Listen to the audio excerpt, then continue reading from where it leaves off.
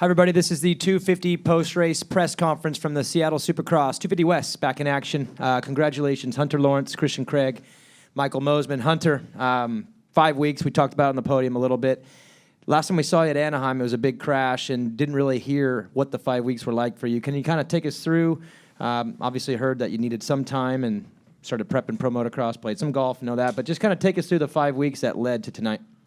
Yeah, I had like 2 weeks off just to let the body heal and stuff. I was a bit banged up and then kept busy, pretty busy. So it was good. We just kept working on a few things. We felt we needed to be better, and it was cool to put them into action tonight. So, can you elaborate on those things? Is it bike stuff, physical stuff, just bits and pieces, like little technique things, little stuff like that. Just weaknesses, obviously whoops and just a few other things. We did work on the bike, so I feel like we just, got a few % better all around. And then again, you started the West Coast kind of unexpectedly. Was that a chance to get into the motorcycle a little bit more and just find some things without that pressure of the season? Yeah, yes and no. It was good because we had jet racing, obviously. So he was, we found some more stuff, like a few engine things, and I overjumped everything on press day by like 5-10 meters, because way faster than my practice bike, so that was good. But yeah, just learning a few things off of what they found with jet. So, congrats, David Iser. I'll start with you. Thanks, Daniel. Hunter, it seemed like you negated Christian's strength tonight by picking up the speed of the whoops. You struggled, throughout the day. Then during the main, he was able to catch up to you, that you were able to gap him. Explain that your race tonight and how you were able to pick up that speed in the whoops. Yeah, it was we were grafting all day, to be honest with you. Like every session we were chasing the track, chasing the bike, and we were making changes every session. So it was kind of like a little nervous in between. Well, not nervous, but you kind of making a decision, not knowing what it's going to do. So it's a little nervous, not knowing the outcome. So we, had to have a lot of faith in the team, and we all worked really well and just felt really good for the night show. Did you see him use the right side of the whoops at all? Did you know that was his faster line where he was making up all that time on you? No, I didn't. I knew my line maybe wasn't the best, but I knew how it would react to my bike, and I just was trying to. It may not have been the fastest, but I was thinking, okay, if I can just be the most consistent line, that would be, my kind of line through there. All right, thank you. Jason Wygant. Yeah, Christian Craig, it's Jason from Race Directs. You mentioned on the podium that you've been cleaned out 3 times. Do you feel that is a coincidence, or is this the way things are trending this year as you're holding the red plate? Yeah, I mean, obviously the red plate, everyone wants that I'm racing, so it's part of it. There I see my mechanic in there. But, it happens, though. I mean, I was a little fired up after, but it's racing, and just got to move on from it. I was happy I was able to come back from it, put in some good laps, and actually challenge for the win at the end. So it could have been bad, but was able to salvage once again.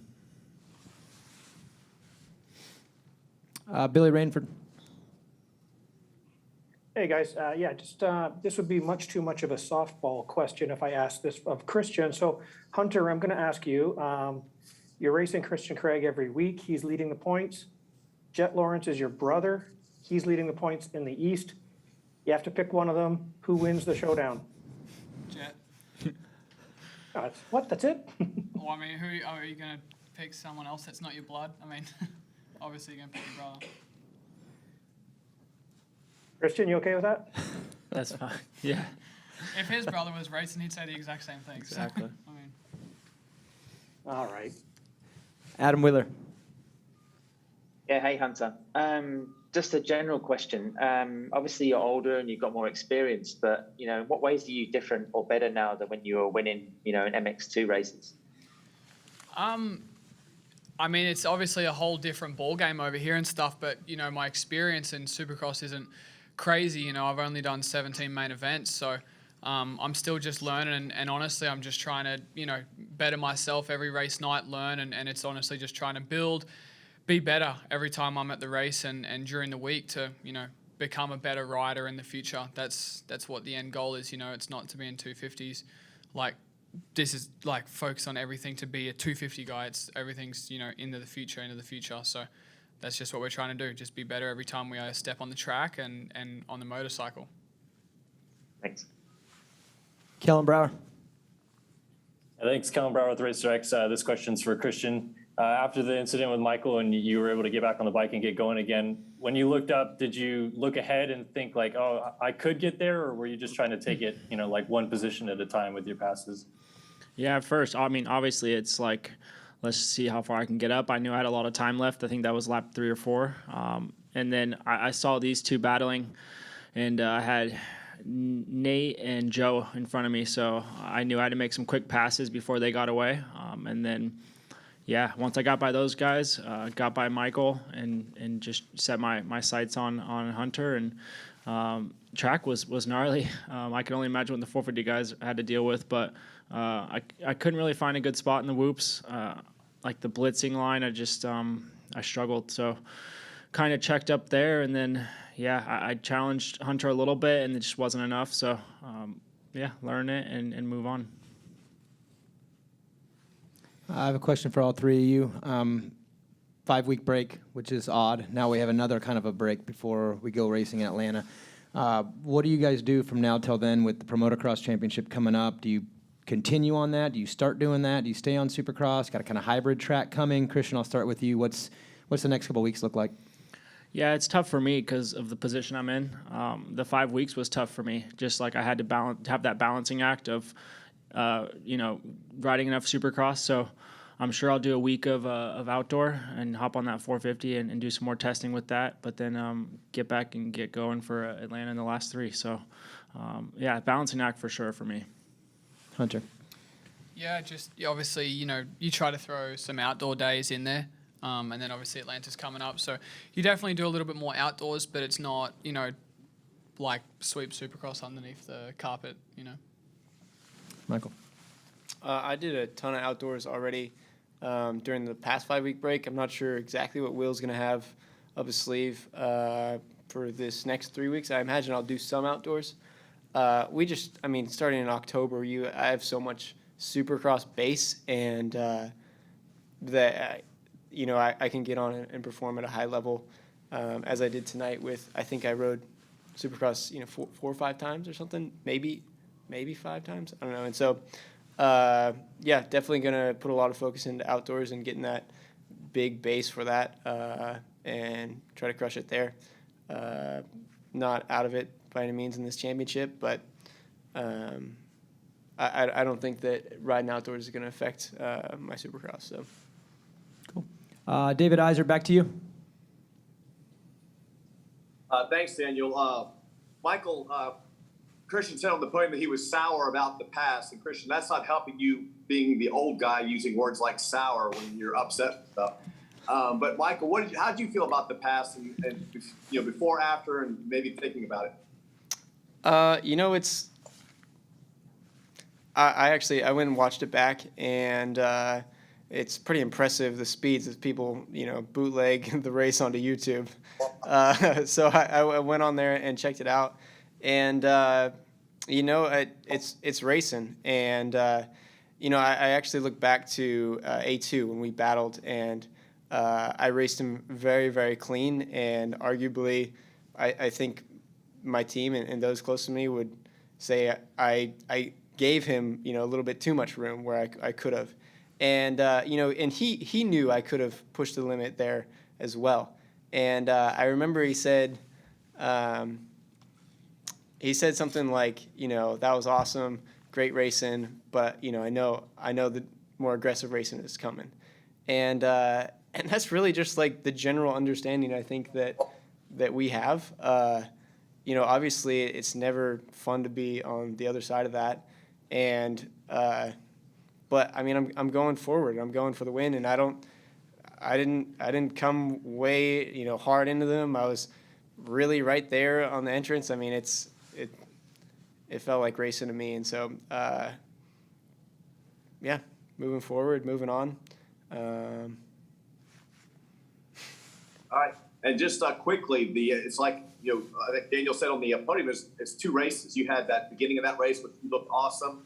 Was it just pure mistakes? How did you lose that much of a pace to let to let those guys catch back up to you? Yeah, great question. So my rear brake went out completely.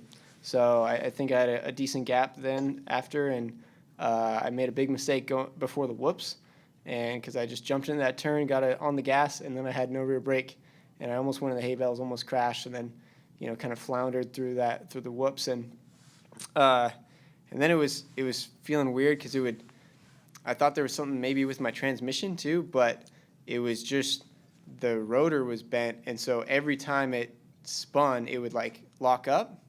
And then obviously, the harder you're on the gas, but it managed to. I really got lucky that my bike stayed together, and it took a couple laps adjusting to that for sure. And I'm really proud. I made do. I feel like I showed a lot of heart to, ride the way I did. And for a little bit there, I really wasn't that bad off the pace.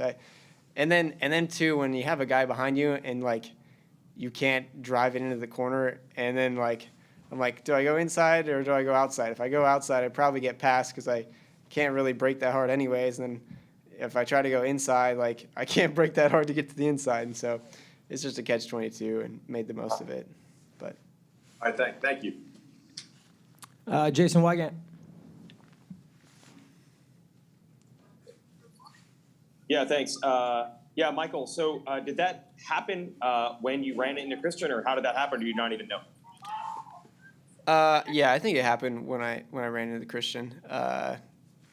Bent the rotor up, and it's like you think, oh well, that's karma, but I actually don't believe in karma. But it's something like that. You know what I mean? Where it's like serves me right. It's in some ways. So.